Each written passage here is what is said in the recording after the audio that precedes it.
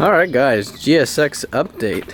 Let's talk about braking procedure and where we are at. Dude, this car got wrecked by birds the other day though. Anyways, good thing to report is that this car is officially broken in. I have put 100, what am I talking about? I can't read. 545, wow, that was really off, miles on the motor, transmission, transfer case, clutch. So clutch is officially broken in, motor's broken in, transmission is broken in, transfer case is broken in, yada yada. So we are officially ready to go dyno wise, and I actually have a dyno appointment in 2 days. So let's talk about braking procedure. I changed the oil on this car after 20 minutes of idling. I changed it at 50 miles, I changed it at 150, I changed it at 300, and now I'm gonna be changing it at 545. And that was all on, the first oil change was on SAE 30, conventional, and next we moved on to conventional 10W30. Those were for the last past 3 oil changes, and now we're finally moving on to VR1 racing oil. We are still not on synthetic because I've been reading that people tell you to stay on conventional oil till you reach about 3,000 to 5,000 miles on the motor. So I am still on conventional oil.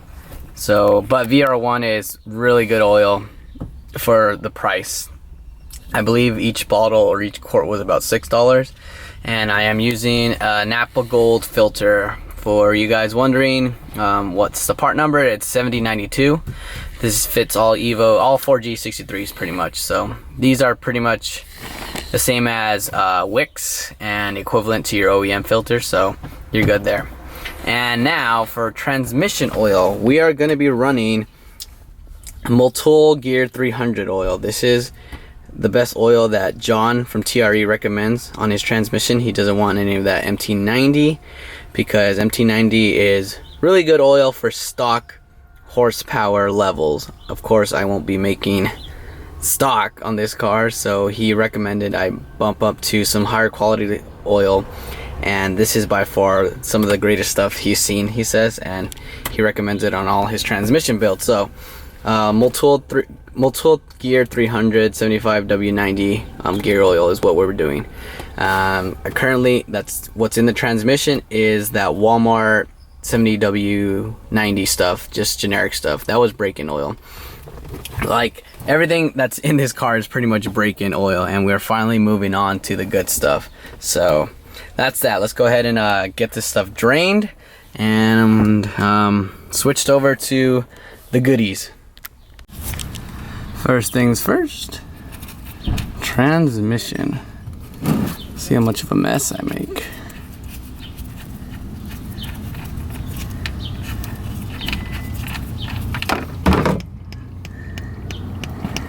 And no one should be worried why it's coming out gray and all blah. That's because John assembles these transmissions with moly lube, which is black.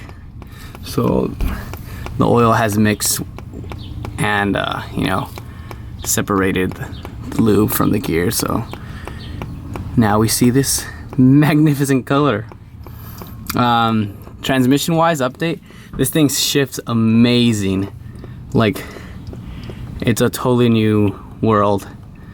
So I mean, other than that, I really can't say how it does high performance wise because I haven't been able to beat on it. It's just pretty much shifting at 45, but it's just so smooth nonetheless. So I'll get you guys a more in depth of how it really shifts once we get tuned and I start banging gears. So next one, transfer case. And now time for the transfer case. Let's see if I don't make a mess with this.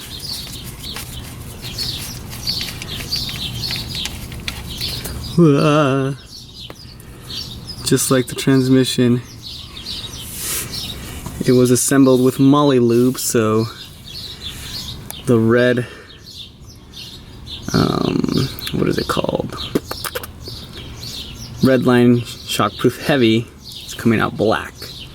So I'm just gonna let this drain, and then let's go ahead and fill up both of them after.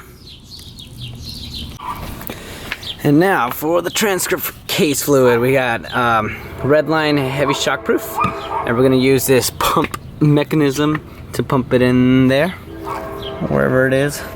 So pretty much put one end into the bottle, put the other end into the transfer case, and use this lever to suck up the fluid and push it into the transfer case.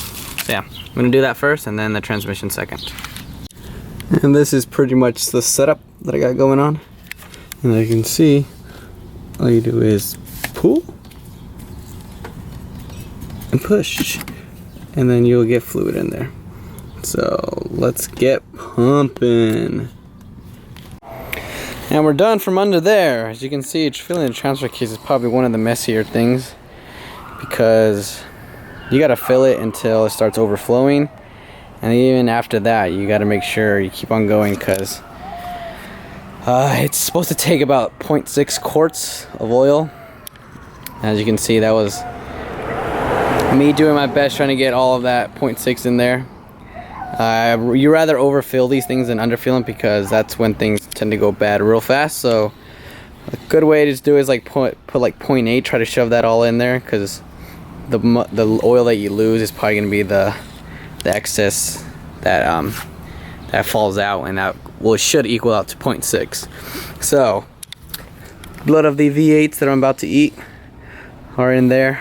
Now we're just gonna go ahead and fill up the transmission. Already got the bolt loose. Now let's go get the oil before we run out of light. That's beautiful though.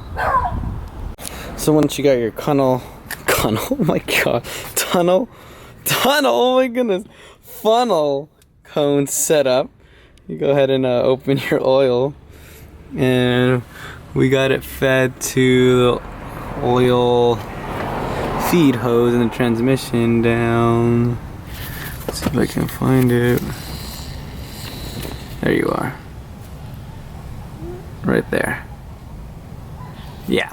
So let's go ahead and start the pouring. And this takes like 2.75 or 2.8 quarts of transmission fluid. So pretty much you can go ahead and just fly through the first two. And it's the third one that you really want to slow down and make sure precisely you know what you're doing, so you're not like overflowing, just getting the floor wet. So yeah, let's go ahead and do that to first 2 quarts and finish this up.